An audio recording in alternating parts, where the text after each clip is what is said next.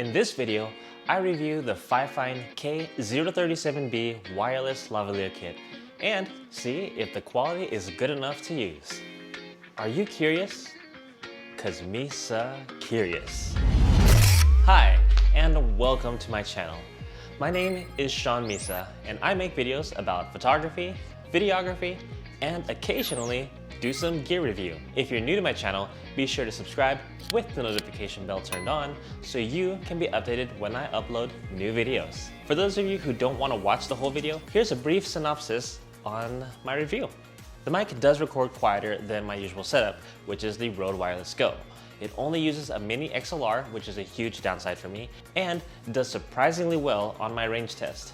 Overall, this lav kit does receive a C from me. If you're curious about why I gave it this grade, go ahead and watch the rest of this video. As a disclaimer, this is not a sponsored video, but I did get this product from them for free.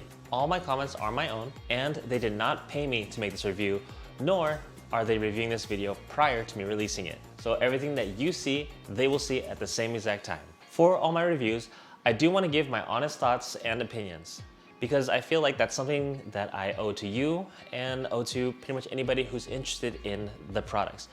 I want to go ahead and give you my thoughts, my opinions, and not be influenced in any other way by somebody offering a free product or trying to pay me.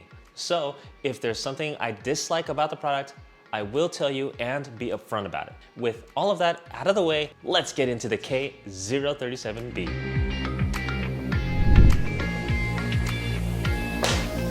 So we have the lavalier microphone with the mini XLR on the end. Then we have the headset microphone, also with a mini XLR. Then we have the two adapters to connect the receiver to a camera or a phone with a TRS or TRRS plug. If you don't know the difference, just a quick note here. A TRS plug is for cameras and has one ring indicated here. And a TRRS plug is for smartphones and has two rings as indicated here. And last but not least, we have the transmitter. And this one does take two AA batteries, and the receiver. And this one takes two AAA batteries. And from this point on I'm gonna be using the audio strictly from the Fifine K037B. So all the audio from here on out is going to be strictly from the new wireless kit. I'm actually plugged in right now. So all the audio will be from here, so that way you can hear the quality and let me know what you think of it. So I've had this for the past 2 weeks and I've used it a couple times here and there, but I haven't had the chance to use this on any client projects yet due to the quarantine. So I'll give a brief review and some tests for you to go off of. So to go off the actual physical part of this review, this setup is actually a lot bigger than my current one. So right here is the Fifine K037B, and here's what This one is my other setup that I usually use, which is the Rode Wireless Go. The fact that these microphones use the mini XLR ports is already a big downside for me, because this means I can't use my existing microphones or use these on my other setups because I don't have an adapter to convert the mic jack to a mini XLR or vice versa. Another con for this kit is that the receiver doesn't have a hot shoe clip or any way for me to really mount this on my camera. So the fact that this would dangle on me and possibly put stress on my microphone port on my camera is already a huge downside for me, and one reason I wouldn't highly recommend this. I know right now it sounds like I'm ragging on them and nitpicking every little thing, but this does have a few pros. I mean, it is $50. That's pretty cheap for something you can use on home projects or if you're on a really tight budget. Another pro is you can actually hook up this receiver to a PA speaker or a PA mixer system, which can be good if you're giving a speech, singing, or my personal favorite, teaching a class to work out. All right, everybody, let's lift those booties up. And 1, and 2, and 1, and 2, and... All right, enough of that. Let's do the range test. So right now, I'm gonna go ahead and do the range test. Since it's not the greatest weather outside, it is snowing, and it's quarantine, I'll be doing the range test in this hallway. They do say the range on this thing is about 40 to 65 feet. So let's go ahead and test it out. Right now we're at about 10 feet away.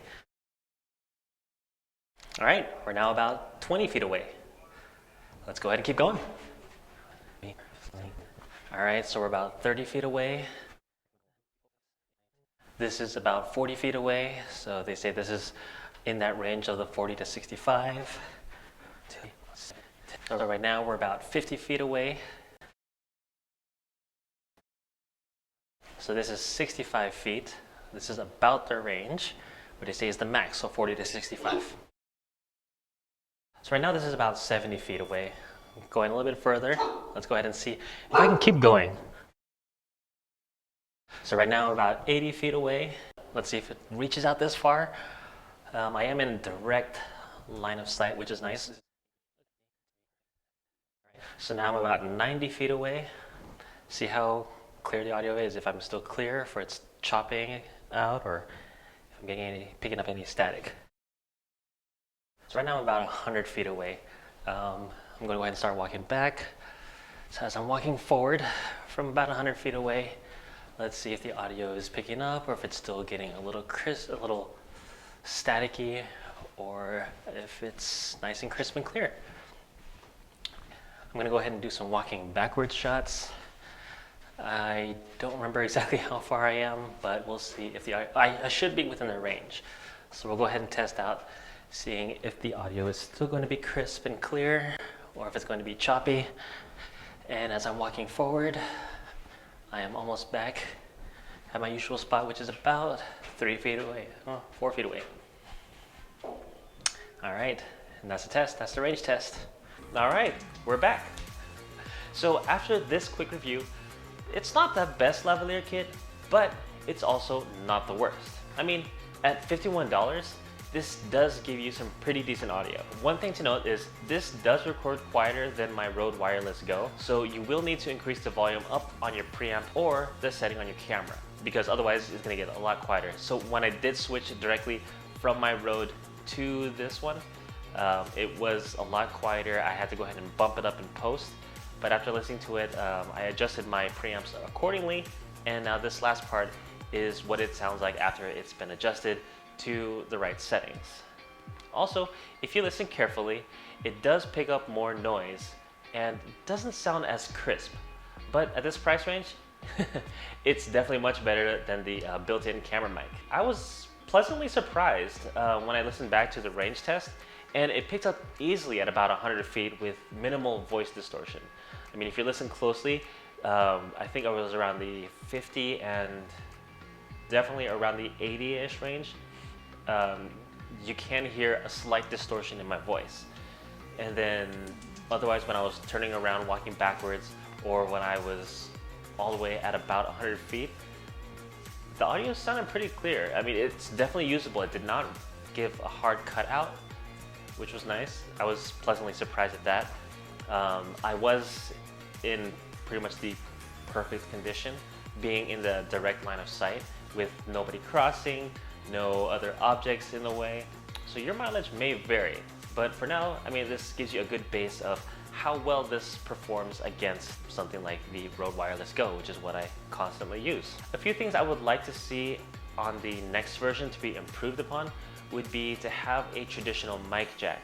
That way, if they want to go ahead and upgrade the mic in the future, they have that option, because there's a lot more mics available using the traditional mic jack versus the Mini XLR. Another one would be to have a cold shoe adapter, so I can easily mount this on my camera versus having it dangle down and causing stress on my mic jack port. If I were to grade this product, like I said earlier, I would give it a C. If you don't need one right now, I would recommend you to rather save up your money and get something better. There's a few pieces of camera gear I would say to spend some good money on, since they'll increase their production quality and they'll last longer in the long run. And audio is definitely one of them. But if you have a super strict budget and you need a wireless kit, then yeah, you probably might not find one cheaper or better at this price range than this. If you found this video helpful, be sure to hit the like button. And if you want me to review another product or product category, Let me know in the comment section below and I'll try my best to make it work. If you have any questions about this lav kit or want more demonstrations about it, let me know in the comment section below and I'll go ahead and create a follow-up video. Otherwise, be sure to hit the subscribe button with the notification bell turned on so you can be notified when the next video comes out. Alright, stay safe out there and remember, get up and be curious.